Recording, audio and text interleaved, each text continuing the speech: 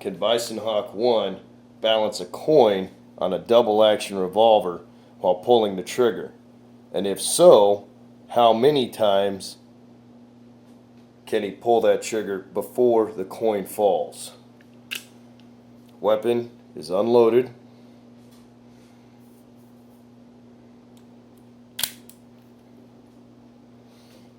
And here I have the coin. Some foreign coin.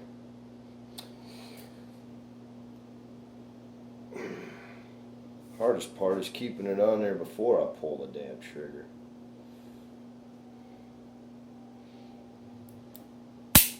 One. Oh, shit. This is a lot easier with the nickel.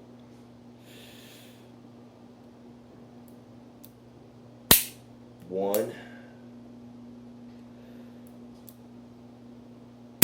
Two.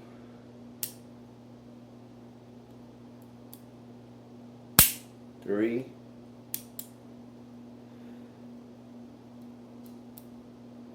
Four. 4 shots. 4 shots balancing on a double action revolver.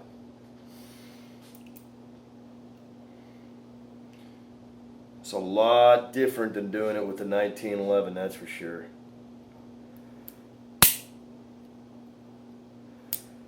Fuck, I'm not really even sure.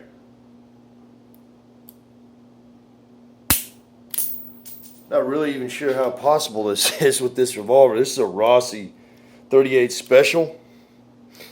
Let's see how well I can do this with the 1911. I bet I do it a lot better. First, make sure the weapon is cleared.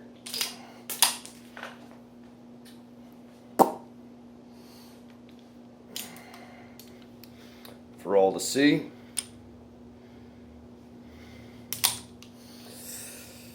Ooh, man. Balance this on the front side. Shit. If it'll even balance on the front side.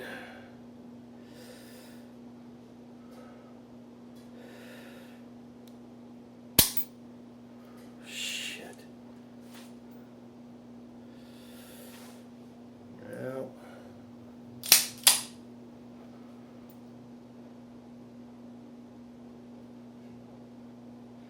I got this drill from another YouTuber. That was a lot easier. That was a hell of a lot easier. The only thing is,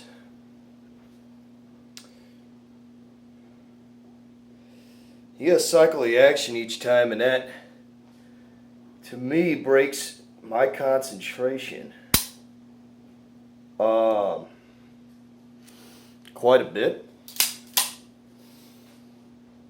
So, and I think it takes a lot longer to build muscle memory that way. Got another one. And of course, replacing the coin each time, which is why I've been practicing with the double action revolver, because not only is the trigger pull much more difficult, but I can keep my finger on the trigger the entire time. Those are good, consistent pulls, but I've reset my muscle control each time. And to me that's a problem, because your muscles are going to fatigue faster if you're continually doing it, if you're continually pressing the trigger.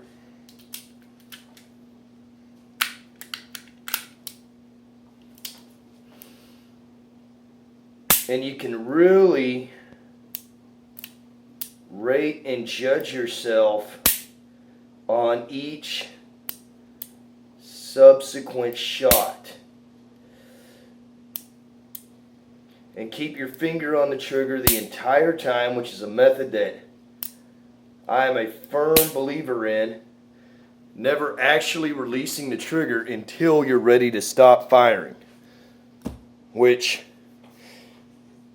is the exact opposite and also true. Do not put your finger on the trigger until you're ready to fire, which, mirroring myself, I neglected to do. I had my finger on this trigger the entire time because I was running drills before I recorded. So recording yourself on video with everything that you do with firearms is paramount, whether you upload it on YouTube or not, because you get to watch all the little mistakes you make, and calling yourself out on it and uploading it on YouTube might stop the trolls from doing it. So anyway, I've been gone for quite a while, guys. I sold my house, made a whole lot of money off of that, and then I moved to New Mexico, and I got fucked over pretty bad. And so now I'm here in Sugar Land, Texas. Really miss that house, and if I could go back and do it again, I might still sell it. I just wanted to get out of that town. But I definitely wouldn't have gone to New Mexico and tried to get into the insurance business. I mean, it's just not my personality, I guess. Not only that, but the guy I was doing business with, I mean, he completely fucked me over and sold me on something completely different than it was, but we'll just leave that at that. So anyway, I guess some updates on Bison Hawk 1 in the last year and a half, since y'all have not seen me since the silencer video that I did. And I still haven't gotten a silencer together. Finances haven't allowed me to do it. Haven't bought any new guns, but I did find a range that allows people to rent guns, like an unlimited number of guns for $35. And so I'm going to be reviewing a lot of guns for my new job, and I'll be uploading those on YouTube as well. And I'll be learning a lot more about firearms in the future. Just a little update on how things have been. I shot this 11-point buck, and it's an 11-point because we've got that hang time there, just at the end of 2014. And also, I popped that 8-point there as well. So, been doing pretty good on deer hunting. Haven't shot anything this year. Believe it or not, I missed twice, which is very uncharacteristic of me. Probably has a lot to do with the shit that was going through my head right after I moved here. But I've been working on my shot, and whenever I fail, after I'm done crying about it, I find out why I failed. What happened? I obviously did not have the muscle memory and the trigger discipline to function under duress, and whether that be mental stress, physical stress, whatever. I like Shane on The Walking Dead when he was training Andrea, and what he said when he shot the log, and he said, "See, I can hit my target whether I'm down in the dumps or whistling Dixie." And that, after I missed those 2 shots this year, and that was just last month, I decided to devote myself completely to trigger discipline and muscle control. One of the other things I've done in that regard is I've started going to the gym. And while I haven't been doing any kettlebell exercises like Tex Grebner, which I really got to commend him on that, he's really improved his body. Instead of being that fat cowboy, now he's becoming more of a ripped badass, I guess you could say. And I hope he's watching this video. And no, Tex, I haven't had a chance to play Skyrim.